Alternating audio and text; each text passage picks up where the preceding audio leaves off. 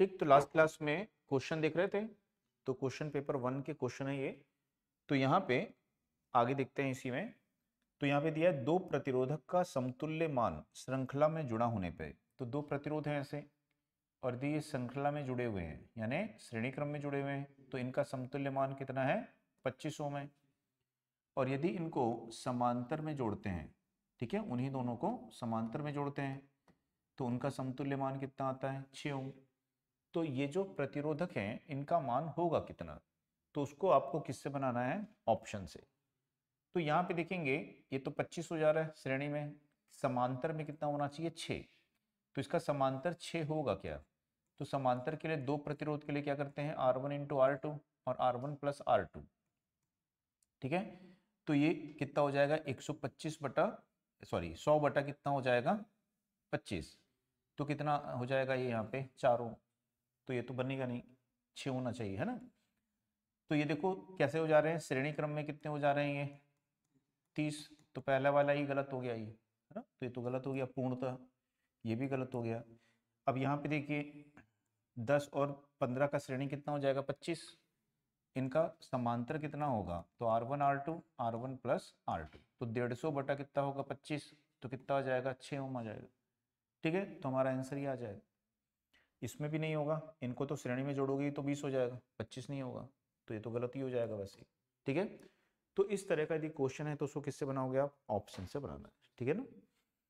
इसके बाद में नेक्स्ट क्वेश्चन है,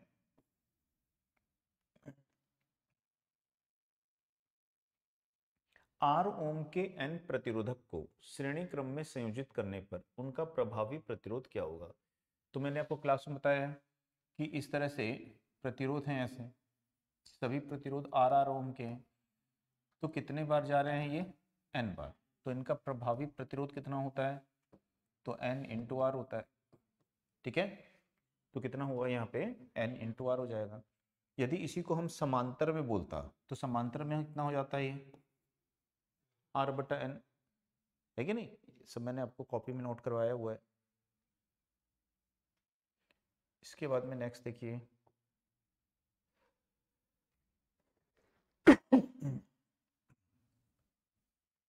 श्रेणी क्रम में संयोजित प्रतिरोध है ये और इनका प्रभावी मान पूछ रहा है। तो श्रेणी में प्रतिरोध क्या होते हैं, सीधे जुड़ जाते हैं, तो इन सबको सीधे जोड़ दीजिए। ठीक है, तो 7 0 और 3 कितना हो जाएगा 10 का 0 हाथ एक आ जाएगा, तो 4 और 1 5 2 7 और 3 कितना हो जाएगा 10, तो कितना आ जाएगा 100। समझ में आया ना। तो श्रेणी क्रम में प्रतिरोध क्या होते हैं, सीधे जुड़ जाते हैं, तो जोड़ दो इनको। ठीक, तो एकदम सरल है ये। इसके बाद में देखिए क्या बोल रहा है, 10 ओम प्रतिरोध के एक तार को मोड़कर एक वृत्त बनाते हैं, तो वृत्त के किसी एक व्यास के बिंदुओं पर, तो ऐसा एक वायर है, कितने ओम का है ये 10 ओम का है, तो व्यास के किसी एक बिंदु के दोनों सिरों के मध्य प्रभावी प्रतिरोध कितना होगा। तो तार ये आधा हो जाएगा यहाँ पे आधा हो जाएगा। ठीक, तो इनका समतुल्य हम यहाँ पे निकालेंगे x और y, तो कितना हो जाएगा r बटा n 5/2, तो कितना आ जाएगा 2.5 ओम आ जाएगा। ठीक है,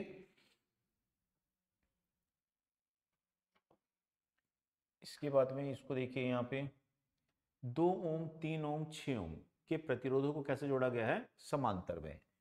तो समांतर में समतुल्य प्रतिरोध कैसे निकालते हो, तो 1/2 1/3 और 1/6, तो कितना आ जाएगा इसका 6 3 2 1, तो 6/6, तो 1/1 बराबर 1 आ जाएगा, तो R का समतुल्य मान कितना हो जाएगा 1 ओम हो जाएगा।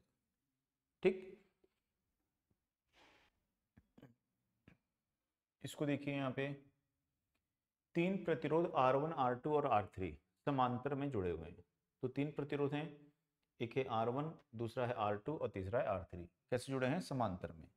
यदि एक अतिरिक्त प्रतिरोध इनके समांतर में जोड़ दिया जाए, तो जैसे कि ये R1 है, R2 है, R3 है, ये तीनों समांतर में जुड़े हुए हैं R1 R2 R3। ठीक है, इनमें सबसे छोटा कौन है, कौन है सबसे छोटा, R3, तो R3 सबसे छोटा है यहाँ पे। तो बोल रहा है कि इनके समांतर में हम एक और प्रतिरोध को जोड़ दे रहे हैं, तो इनका जो अब समतुल्य प्रतिरोध होगा वो कितना हो जाएगा? तो पहले से बढ़ जाएगा कि घट जाएगा? घट जाएगा, है ना। हमने पढ़ा है कि समांतर में जितने प्रतिरोध जुड़ते जाएंगे समतुल्य प्रतिरोध उतना घटते जाएगा। तो समांतर शाखाओं की संख्या बढ़ने पर समतुल्य प्रतिरोध क्या होता है? घटता है। तो कितना घट जाएगा? तो पहले R3 से कम था, अब उससे और कम हो जाएगा। ठीक है, तो यहाँ पे ये बोल रहा है कि इनसे अधिक होगा, अधिक तो हो ही नहीं सकता है। अधिक होगा, R1 तो सबसे ज्यादा है, उससे अधिक हो ही नहीं सकता, पहले भी नहीं हो सकता था। R3 से अधिक होगा, अधिक नहीं हो सकता, क्या हो सकता है? केवल कम हो सकता है। ठीक है, तो R3 के मान से भी क्या होगा? वो कम हो जाएगा। यदि इसी क्वेश्चन में बोलता कि तीन प्रतिरोध ऐसे जुड़े हुए, ठीक है, और सबसे छोटा कौन है इसमें? R3, और बोलता कि इसको हम क्या करेंगे? यहाँ पे खोल देंगे। तो R3 प्रतिरोध को खोल दिए, तो अब इसका समतुल्य प्रतिरोध क्या होगा? तो अब R3 से क्या होगा? ज्यादा हो जाएगा। कितना हो जाएगा? अब R3 से ज्यादा। तो समांतर शाखाओं में की संख्या घटने पर समतुल्य प्रतिरोध क्या होगा? बढ़ जाएगा। आई समझ में? उसके बाद में इसको देखिए, यहाँ पे दो प्रतिरोध R1 R2 विद्युत स्रोत के समांतर में जुड़े हैं। ठीक है, तो यहाँ पे इस तरह से दो प्रतिरोध हैं R1 R2, विद्युत स्रोत के समांतर में जुड़े हुए हैं। R1 का मान R2 से 4 गुना है, तो R1 जो है वो R2 से कितना गुना है?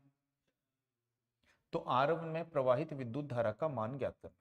तो विद्युत धारा का मान हम कैसे निकालते हैं? ठीक है, तो हम इसको यदि मान लें कि ये I1 है और इसको यदि हम मान लें कि I2 है, ठीक है, तो विद्युत धारा हम कैसे निकालते हैं? तो I बराबर क्या होता है? V बटा R, ऐसे निकालते हैं। तो यदि ये I1 है तो दोनों में वोल्टेज समान होगी, समांतर में वोल्टेज समान होती है ना। तो V बटा क्या लिखोगे? 4R1, और I2 का मान क्या लिखोगे? V बटा R2, सॉरी R2 लिखेंगे 4R2, और इसको क्या लिखेंगे? R2। ठीक है, तो I1 जो है V1 बटा R1 लिखोगे ना, तो R1 का मान कितना दिया है?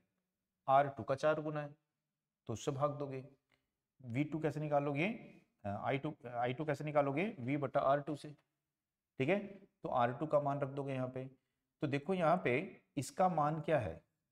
इससे 4 गुना अधिक है, तो इसकी धारा का मान क्या हो जाएगा? 4 गुना कम हो जाएगा। या अनुपात से निकाल सकते हो आप, इनका अनुपात ले लो कि I2 बटा आई R1 पूछा है ना, तो I1 ले लेते हैं। I1 बटा I2 का मान क्या होगा? V बटा 4R2, और V बटा क्या आएगा? R2। ठीक है, तो यहाँ पे ये V और ये भी कट जाएगा, ये R2 ये R2 कट जाएगा, तो क्या बचेगा? यहाँ पे 1 बटा 4 बचेगा। तो I1 का जो मान होगा वो I2 का क्या हो जाएगा? 1/4 होगा। सीधा सीधा है कि भाई इसका रेजिस्टेंस है 4 गुना, रेजिस्टेंस बढ़ता है तो धारा क्या होती है? घटती है। इसका प्रतिरोध इससे कितना गुना है? तो धारा क्या होगी? 4 गुना कम हो जाएगी, यानी धारा 1/4 हो जाएगी। आई बस में?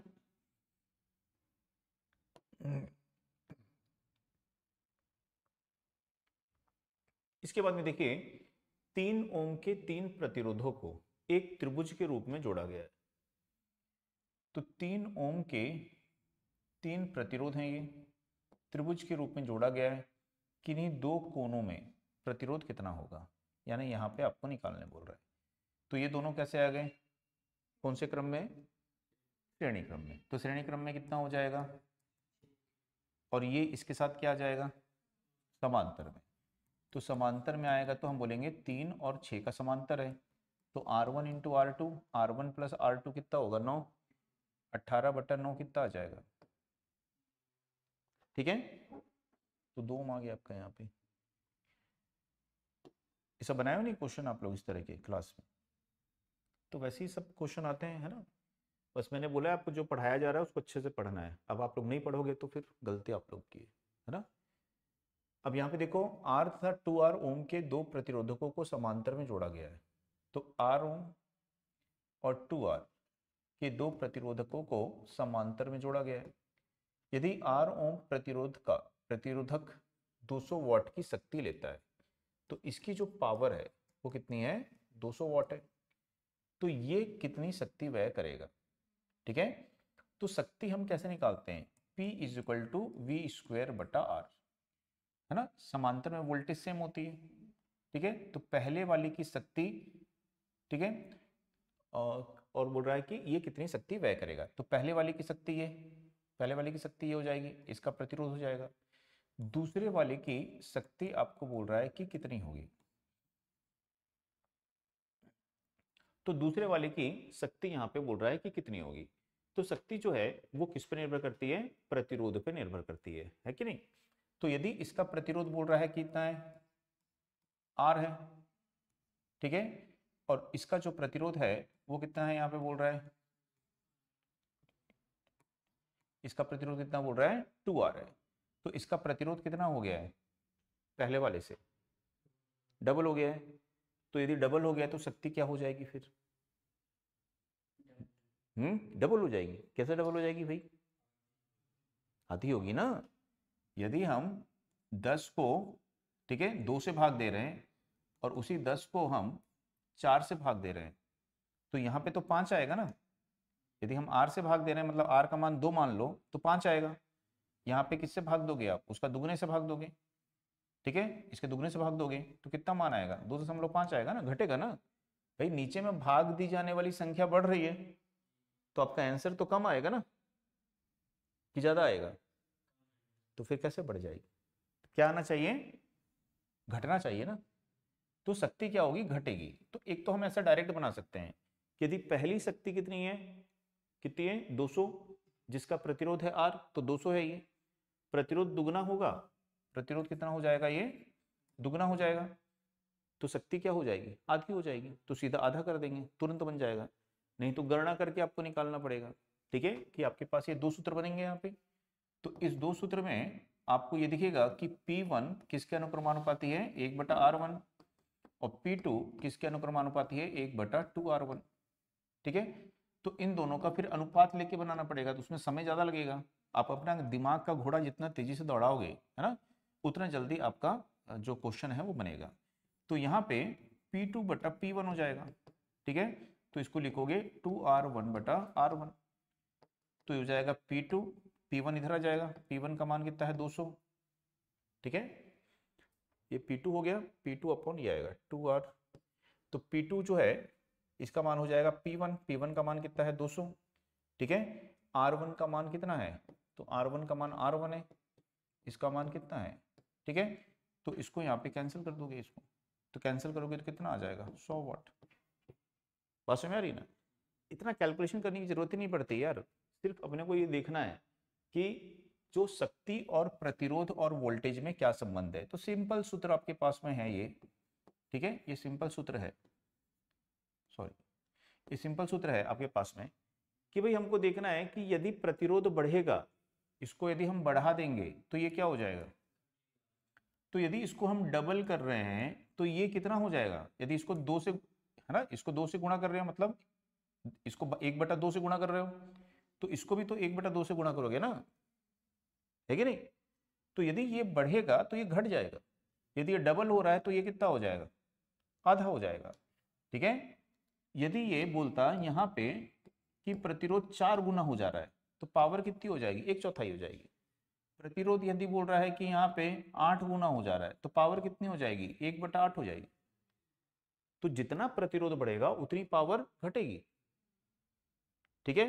तो प्रतिरोध जब हमारा डबल हो गया है, प्रतिरोध कितना हो गया है, डबल हो गया है, तो शक्ति क्या हो जाएगी उसकी, आधी हो जाएगी। तो 200 का आधा करेंगे तो क्या आ जाएगा, 100 आ जाएगा। समझ में आया ना। आपको क्वेश्चन बनाने के बाद उसमें सोचना ऐसा क्यों हो रहा है भाई, जब तक आप उस चीज को सोचोगे नहीं मैथ्स को, तब तक मैथ्स में आप कैसे आगे बढ़ोगे। तो मैथ्स में आपको कोई चीज बनाए हो तो उसको बनाने के बाद सोचना है कि भाई ऐसा क्यों हुआ है ना, कैलकुलेशन को समझना है उसको। उसके बाद में देखिए, दो समान प्रतिरोधकों को श्रृंखला में जोड़ने पर उनका प्रभावी प्रतिरोध कितना है, R1 है। दो समान प्रतिरोध हैं, ये भी R है, ये भी R है, श्रृंखला में जोड़ दिए, प्रभावी कितना हो गया इसका, R1 हो गया, ठीक है। यानी कि 2R बराबर क्या है, ये R1 है। उन्हें समांतर में जोड़ने पर, तो इनको यदि समांतर में जोड़ देते हैं तो ये भी आर है, ये भी आर है, उनका प्रभावी प्रतिरोध कितना हो जाता है यहाँ पे, R2 हो जाता है। ठीक है, तो श्रृंखला में तो ये हो गया, समांतर में क्या हो जाएगा, अभी पढ़ते हैं R बटा एन, तो कितना हो जाएगा, R बटा एन हो जाएगा, एन क्या है, संख्या है। ठीक, तो बोल रहा है कि R1 R2 का मान कितना होगा, तो R1 और R2 का अनुपात कितना होगा, तो 2R बटा R बटा 2, R कट जाएगा तो ये 2 ऊपर आ जाएगा, तो कितना आ जाएगा, ठीक है, गुना बोलेंगे, ओम नहीं बोलेंगे क्योंकि गुने में पूछा है। तो कितना गुना हो जाएगा, वो 4 गुना हो जाएगा। तो R1 जो है वो R2 का कितना गुना हो जाएगा, यहाँ पे 4 गुना हो जाएगा। ठीक है, या उनका अनुपात कितना हो जाएगा, 4 हो जाएगा। ठीक है, समझ में आ गई बात।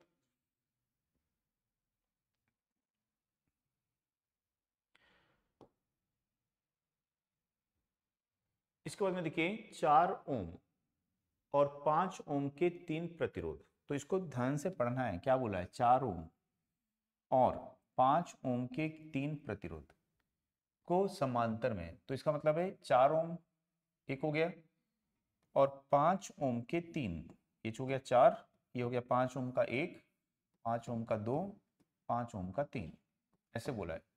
4 ओम और 5 ओम के 3 प्रतिरोधकों को समांतर में जोड़ा गया है। ठीक है, तो ध्यान से नहीं पढ़ोगे तो गड़बड़ कर दोगे, 4 और 5 ओम कुछ भी कर दोगे वहां पे। तो इस तरह से समांतर में जोड़ा गया है, तो इनका समतुल्य आपको निकालना है। तो हमको पता है कि यदि 5 5 5 5 जोड़ेंगे तो इसका समतुल्य क्या होगा, 5 बटा 3 होगा। तो हम क्या करेंगे, 4 लगा देंगे और 5 बटा 3 लगा देंगे। अब इसको हम हल कर लेंगे जल्दी से, तो हमारा पता है R1 इंटू R2 याद है, और R1 प्लस R2। ठीक है, इसका एलसीएम ले लोगे या इसको ऐसे तिर्यक गुणा कर सकते हो आप, है ना। तो हो जाएगा 4 गुणित 5 बटा 3, इसको तिर्यक गुणा करोगे, 5 चौक 4 तिया 12, और 12 और 5 कितना हो जाएगा, तो 12 और 5 17, 17 बटा 3, ये और ये कट जाएगा यहाँ पे, तो कितना आ जाएगा, 20 बटा 17, तो ये आंसर आ जाएगा। ठीक है, तो थोड़ा सा मैथ्स में आपको कैलकुलेशन फटाफट करना है। इसमें देखिए, यदि 20 डिग्री सेल्सियस पर तांबे की प्रतिरोधकता दी हुई है तो 2.5, ठीक है, वर्ग मिलीमीटर, ठीक है, यहाँ 2.5, ठीक है, mm² क्षेत्रफल वाले तांबे के तार, ये क्षेत्रफल है, कि 100 मीटर रोल, यानी लंबाई दे दी है आपको 100 मीटर पर कुल डीसी प्रतिरोध की गणना ज्ञात करनी है। ठीक है, तो आपको क्या निकालना है, डीसी प्रतिरोध।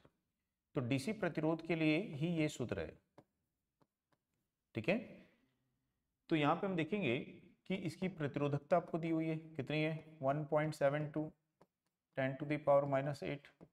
लंबाई आपको मीटर में रखना है, 100 मीटर दी हुई है। क्षेत्रफल में आपको ध्यान रखना है कि क्षेत्रफल जो होता है वो किसमें होता है, मीटर स्क्वायर में, और यहाँ पे क्या दिया हुआ है, mm²। ठीक है, तो इसको क्षेत्रफल को आपको किस में बदलना पड़ेगा, मीटर स्क्वायर में बदलना पड़ेगा।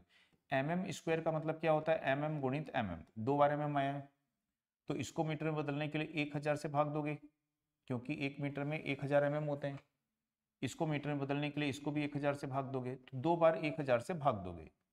ठीक है, तो इसको हम लिख सकते हैं 2.5, ठीक है, और 1 बटा क्या होगा, 10 की घात 6, 10 की घात 6 ऊपर आएगी तो क्या बन जाएगी, 10 की घात -6 मीटर स्क्वायर बन जाएगा।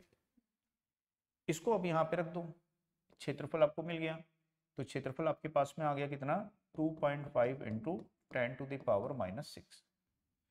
ठीक, तो ये ऊपर आएगा तो क्या बन जाएगा, 10 की घात 6 बन जाएगा, 10 की घात 7, 10 की घात 8, तो ये तीनों वैल्यू कट जाएंगे आपस में। तो आपको क्या करना है, 1.72 को भाग देना है किससे, 2.5 से। तो इसको भाग दोगे तो आपका आंसर ये आ जाएगा। ठीक है, तो इसको भाग दोगे तो आपका आंसर ये आ जाएगा। यहाँ पे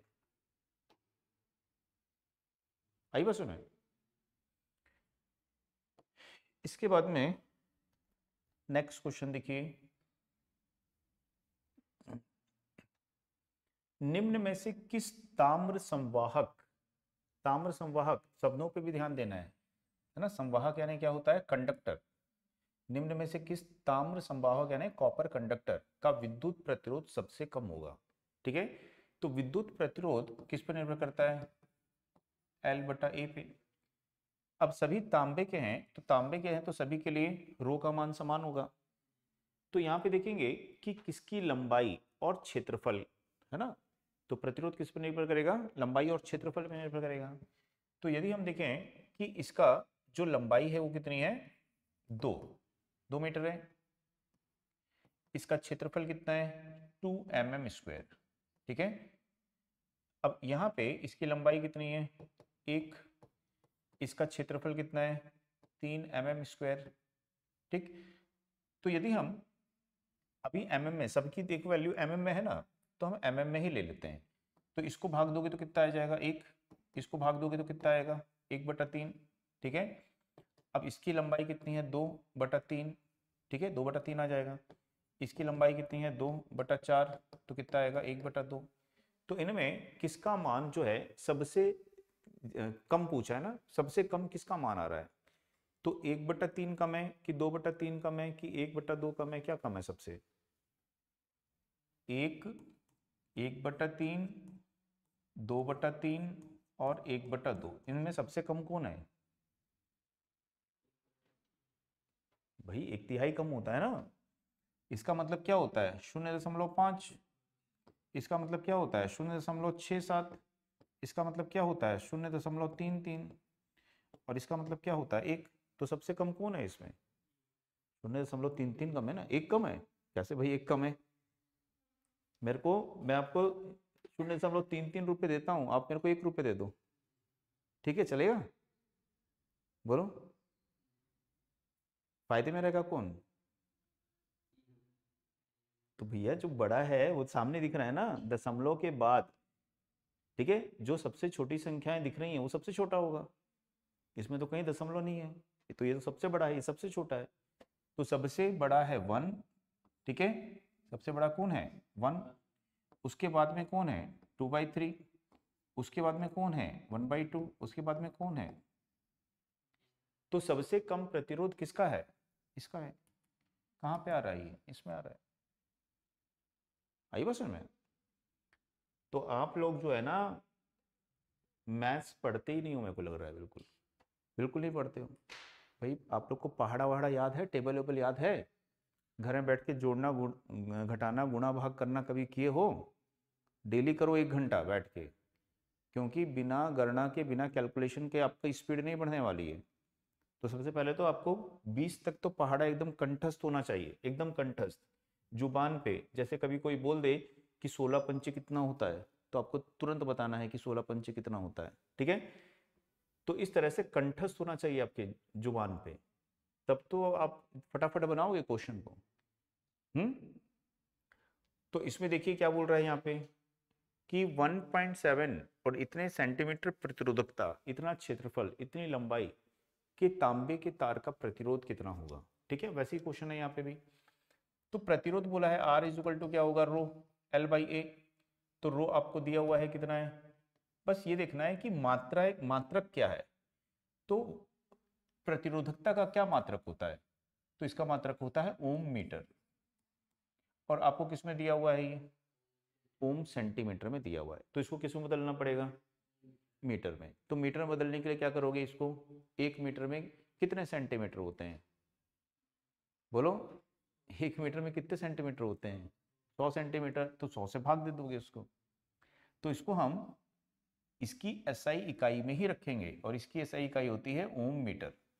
तो मीटर में बदलने के लिए इसको हम किससे भाग दे देंगे, 100 से भाग दे देंगे। ठीक है, तो हम लिखेंगे 1.7 इंटू 10⁻⁶/100।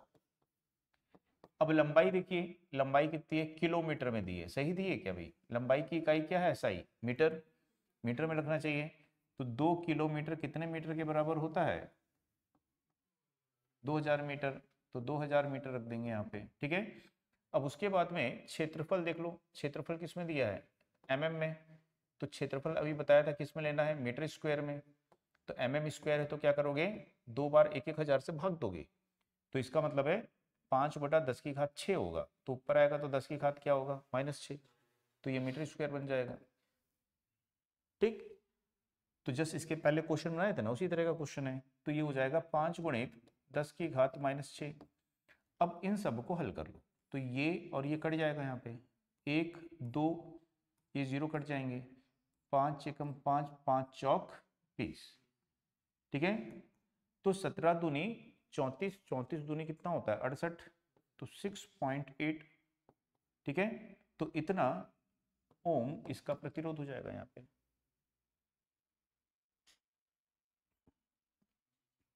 ठीक, इसके बाद में देखिए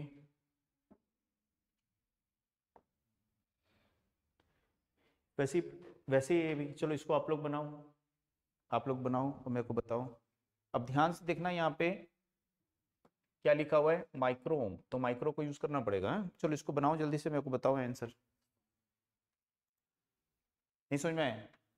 तो देखो भाई, इसको कैसे बनाओगे, सेम सूत्र आपको यूज करना है, R = ρL/A। मैंने बताया माइक्रो है, तो माइक्रो को यूज करना पड़ेगा। तो क्या लिखोगे, 60 माइक्रो का मतलब क्या होता है, 10⁻⁻6। ठीक है, अब ये सेंटीमीटर में, तो मीटर में बदलने के लिए क्या करोगे, इसको 100 से भाग दे दोगे, तो ये क्या बन गया, ओम मीटर बन गया। माइक्रो की जगह ये आ गया, ओम आ गया, और सेंटीमीटर की जगह क्या बन गया, ये मीटर बन गया। ठीक, अब इसकी वैल्यू को यहाँ पे रख देते हैं, तो हो गया 60 10⁻⁻6। ठीक, और हो गया ये 100। ये किस में है, mm में, mm², तो इसको किस में बदलना पड़ेगा आपको, मीटर स्क्वायर में। तो 0.01 गुणित क्या करोगे, 10⁻⁻6, तो मीटर स्क्वायर होगा। ठीक, और लंबाई किस में दी है, मीटर में ही दी है, सही दी हुई है वो, तो लंबाई को मीटर में रख दिए, 0.01 10⁻⁻6 कर दिए, तो 10⁻⁻6 ये कट जाएगा यहाँ पे। ठीक है, अब ये दोनों जीरो ये खा जाएगा, खा जाएगा नहीं, दशमलव 2 पॉइंट के पहले हैं, ये 2 0 है, तो ये खा जाएगा उसको। तो ये कितना होगा, 6 दूनी 12। ठीक है, और 1 2 3, 1 2 3, तो क्या हो जाएगा, 12 किलो ओम। ठीक है, तो 12 किलो ओम, 12,000 ओम यानी क्या होगा, 12 किलो ओम होगा। तो कितना प्रतिरोध हो जाएगा उसका, 12 किलो ओम हो जाएगा। समझ में आया ना?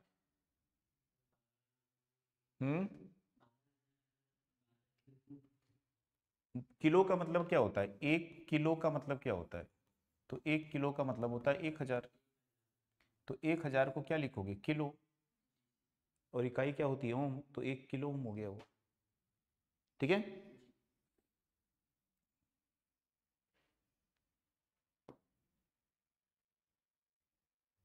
इसके बाद में देखिए, मैग्नीन के तार के एक टुकड़े में 1.5 ओम 1.5 ओम प्रतिरोध है। यदि लेड का विशिष्ट प्रतिरोध मैग्नीन के विशिष्ट प्रतिरोध का 20 गुना है, तो उसके 1/3 लंबाई और 1/3 व्यास वाले लेड के तार का प्रतिरोध क्या करो। तो बोल रहा है मैग्नीन के एक तार का टुकड़ा है ये, तो ये एक तार का टुकड़ा किसका है, ये मैग्नीन का है ये। ठीक है, और इसका जो प्रतिरोध है मैग्नीन का, वो कितना है, 1.5 ओम है। बोल रहा है कि लेड का, ये लेड है ये, ठीक है, तो ये लेड है, लेड का विशिष्ट प्रतिरोध, एल का मतलब हो गया लेड, तो लेड का विशिष्ट प्रतिरोध मैग्नीन के विशिष्ट प्रतिरोध का 20 गुना है। तो लेड का जो विशिष्ट प्रतिरोध है वो मैग्नीन का जो विशिष्ट प्रतिरोध है इसका कितना गुना है, 20 गुना। ठीक है, तो लेड का विशिष्ट प्रतिरोध किसके बराबर है, मैग्नीन के विशिष्ट प्रतिरोध का 20 गुना है। तो उसके 1/3 लंबाई, तो इसके 1/3 लंबाई, तो इससे लंबाई कितनी कर दोगे, 1/3, तो इसकी लंबाई जो है पहले वाले से क्या हो गई, 1/3, 1/3 लंबाई और 1/3 व्यास, तो इसका जो व्यास है, ठीक है, व्यास और त्रिज्या दोनों एक ही मैंने बताया था आपको, तो व्यास बोलो या त्रिज्या बोलो, है ना, दोनों का मतलब एक ही है। कितना है, 1/3, तो ये 1/3 है, तो मैग्नीन का ये कितना है, 1/3 है। यदि मैग्नीन की त्रिज्या मान लो ये है, तो उसका कितना है, ये 1/3। तो लेड के तार का प्रतिरोध निकालना है। ठीक है, तो मैंने आपको बताया था कि नया प्रतिरोध बराबर क्या होता है, पुराना प्रतिरोध, गुणित क्या होता है, लंबाई में परिवर्तन बटा क्षेत्रफल में परिवर्तन। ठीक है, तो क्षेत्रफल जो होता है वो क्या होता है, पाई आर स्क्वायर। यदि त्रिज्या जो है 1/3 है तो क्षेत्रफल कितना हो जाएगा, तो 1/3 का वर्ग तो कितना हो जाएगा ये, तो 1/9 हो जाएगा। यानी कि इसका जो क्षेत्रफल है वो इसके क्षेत्रफल का कितना है, तो हम बोलेंगे कि लेड का जो क्षेत्रफल है वो मैंगनीन के क्षेत्रफल का कितना है, 1/9 है। ठीक, तो यहां पे देखेंगे कि इसका प्रतिरोध कितना है, 1.5।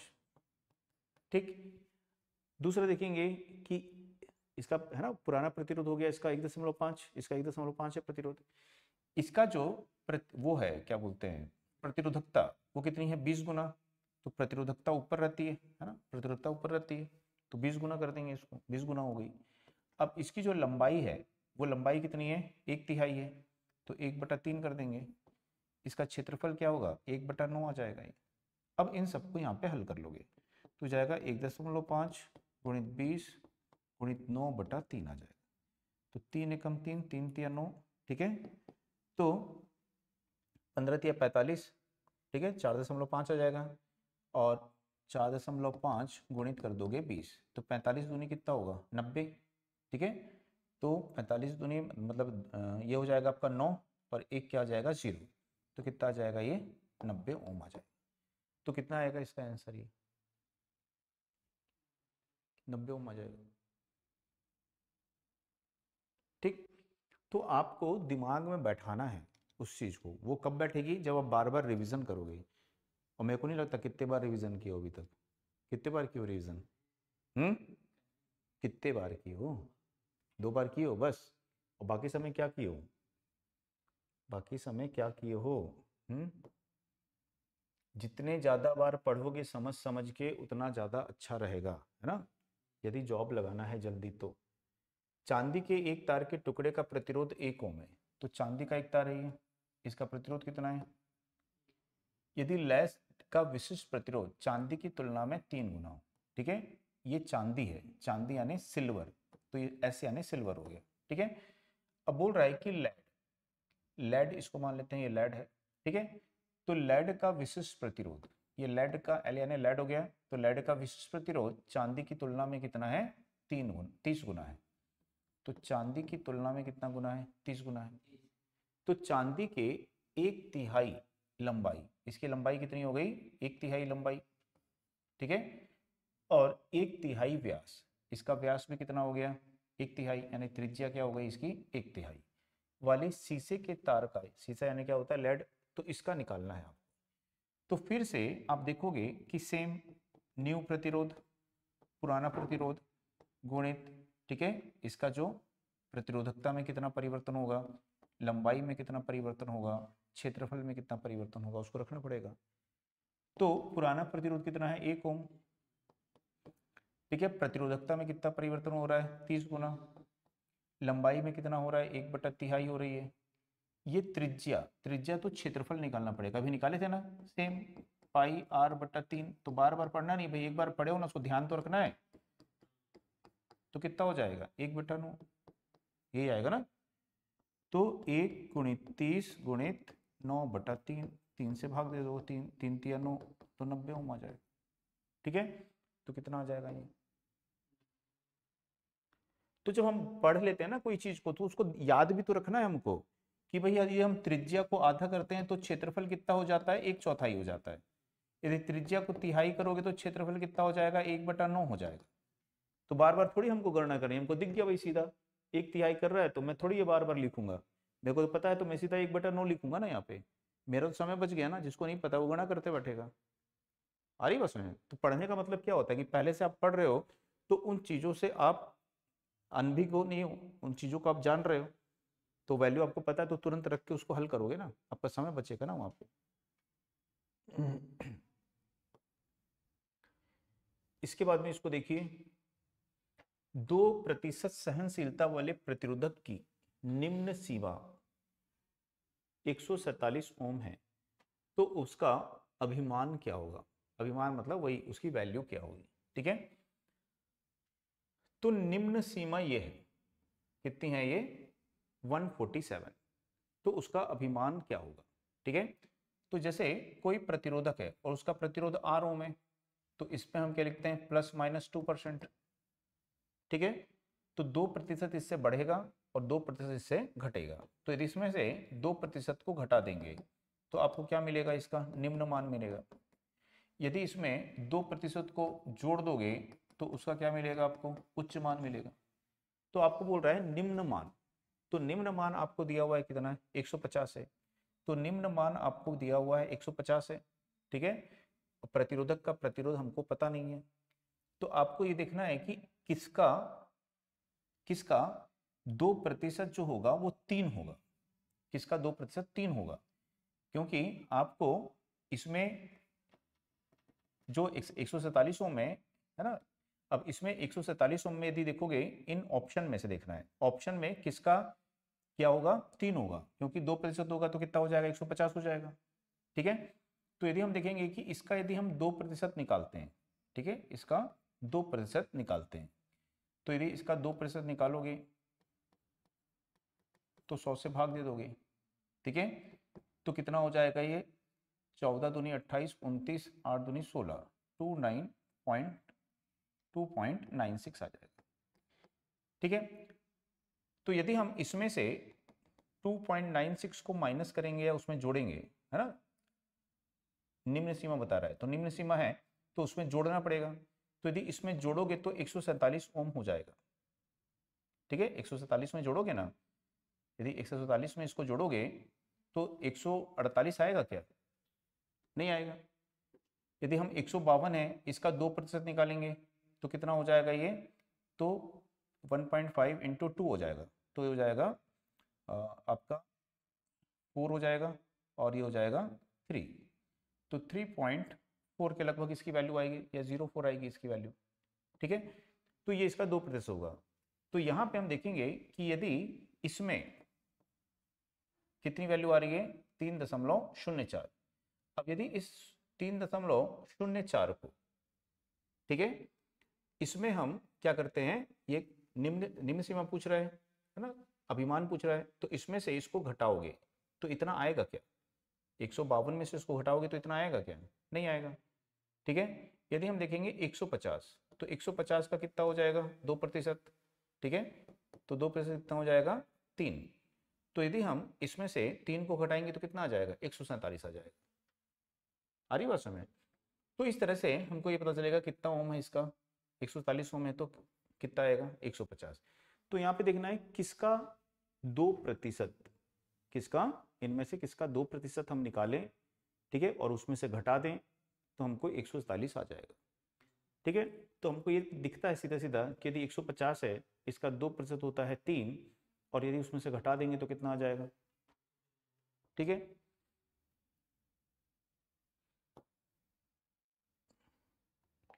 उसके बाद में इसको देखिए क्या बोल रहा है, घरेलू अनुप्रयोगों में लोड को कैसे जोड़ते हैं, तो सबको पता है घरों में हम लोड को कैसे जोड़ते हैं, समांतर में एक आता है फेज, एक आता है न्यूट्रल, स्विच लगा देते हैं और इस तरह से जोड़ते जाते हैं, स्विच लगा देते हैं ऐसे जोड़ते जाते हैं। तो हम कैसे जोड़ रहे हैं इसको, सबको समांतर में जोड़ रहे हैं ना, ये तो सिंपल क्वेश्चन है। लोड यानी क्या होता है, भार, है ना, भार को कैसे जोड़ते हैं, किसी तार को खींचकर उसकी लंबाई को 10% बढ़ाते हैं तो उसका प्रतिरोध कितना बढ़ जाता है। ठीक है, तो तार को यदि आप खींच रहे हो, खींच के उसकी लंबाई को बढ़ा रहे हो तो उसका प्रतिरोध कितना बढ़ जाता है, ये हमने पढ़ा था। तो यहाँ पे ये वर्ग में है और चेंज किस में आ रहा है, प्रतिशत में, तो मैंने लिखवाया था प्रतिशत में यदि परिवर्तन होता है तो कितना होता है, दुगुना हो जाता है। ठीक है, तो 10 का निकालेंगे तो कितना आएगा, वो 21% आएगा। ठीक है, तो उसकी लंबाई में कितना परिवर्तन आएगा 21%। क्लास में लिखवाया ना मैंने, कॉपी में लिखे हो भाई, प्रतिशत परिवर्तन जब मैंने आपको बताया है, क्वेश्चन बनवाया है, देखो उसी में लास्ट में, तो क्वेश्चन में प्रतिशत परिवर्तन बताया मैंने कि 1% यदि वृद्धि करेंगे तो प्रतिरोध में कितनी वृद्धि होगी 2%, लंबाई में 2% वृद्धि करेंगे तो प्रतिरोध में 4%, लंबाई में 4% करेंगे तो प्रतिरोध में 8% लिखवाया, और लंबाई में यदि हम 5% करेंगे तो प्रतिरोध में 10%। और 10% करेंगे तो 21% वृद्धि होगी। ठीक, तो इसमें देखिए 100 वॉट 250 वोल्ट रेटिंग के बल्ब का प्रतिरोध क्या होगा।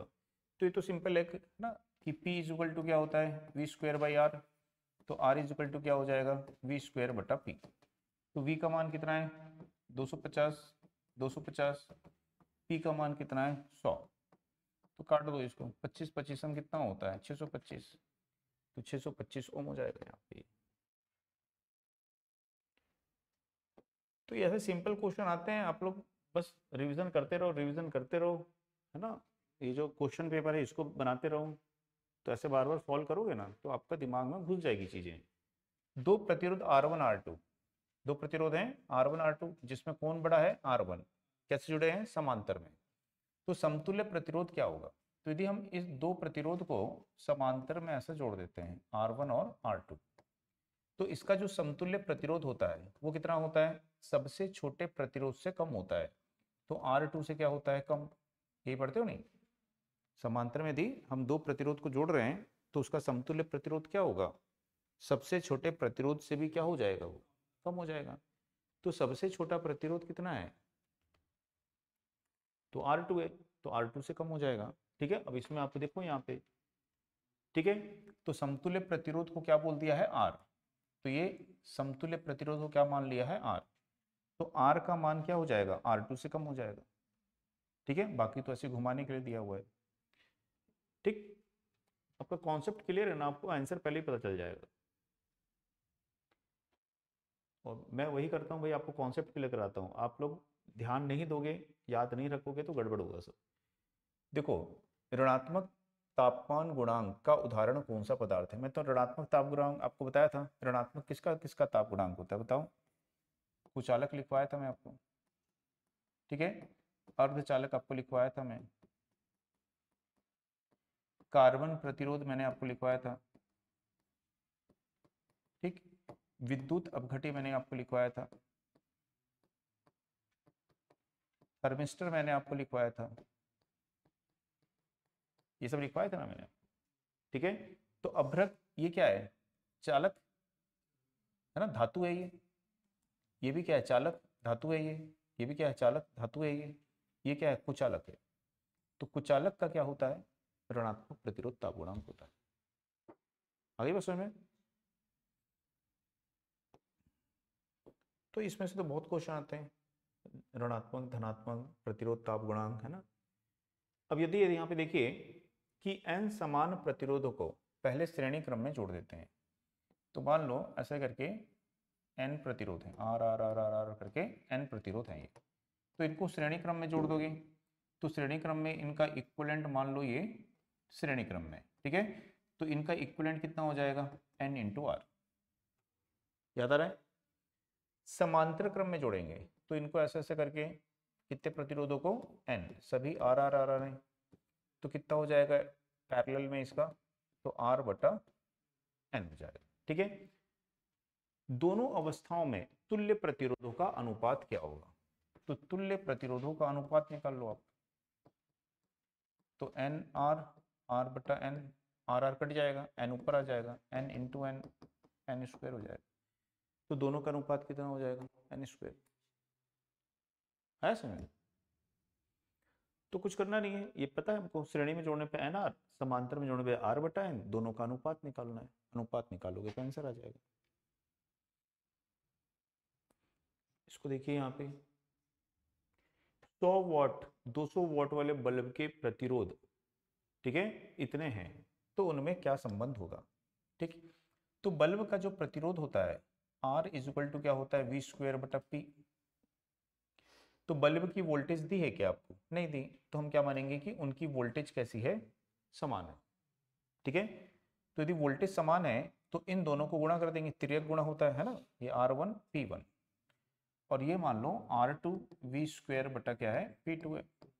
ठीक, तो R1 P1 बराबर क्या होगा V स्क्वायर, तो R2 P2 बराबर भी क्या होगा V स्क्वायर, तो V दोनों में क्या है समान है, V स्क्वायर बराबर V स्क्वायर है, तो R1 P1 बराबर क्या आएगा, R2P2 आएगा। ठीक है, इनका अनुपात पूछा है, सही संबंध पूछा है, तो R1 बटा, या यहाँ पे लिख देते हैं, ये हो गया R1, P1 कितना है आपका 200, तो ये हो गया 200। ठीक है, और P2 कितना है आपका 100 हो गया, ये हो गया 100, भाग दे दिए। ठीक है, तो यहाँ पे R1 बराबर क्या आएगा, R2 बटा 2 आ जाएगा, और है ये 2 बचेगा यहाँ पे, ये तो बटा क्या आ जाएगा 2 आ जाएगा। ठीक है, या फिर इसको हम ऐसे बोल सकते हैं, ऐसे भी बोल सकते हो जैसे ऑप्शन में दिया ना, उससे मैच कराना पड़ेगा आपको। तो ये R2 बराबर क्या आ जाएगा 2R1, ये 2 बचा है ना, ये 0 कट जाएंगे, तो R2 बराबर क्या आएगा 2R1 आएगा। तो हमको तो ऑप्शन से मैच कराना है, तो R1 का मान कितना होगा यहाँ पे, R2 का मान कितना होगा 2R1 होगा, तो R2 का मान कितना होगा 2R1 हो जाएगा। आई बात समझ में? तो इस तरह से ये क्वेश्चन है, और बाकी जो है नेक्स्ट क्लास में देखेंगे, डेली 25 क्वेश्चन देखेंगे अपन, है ना।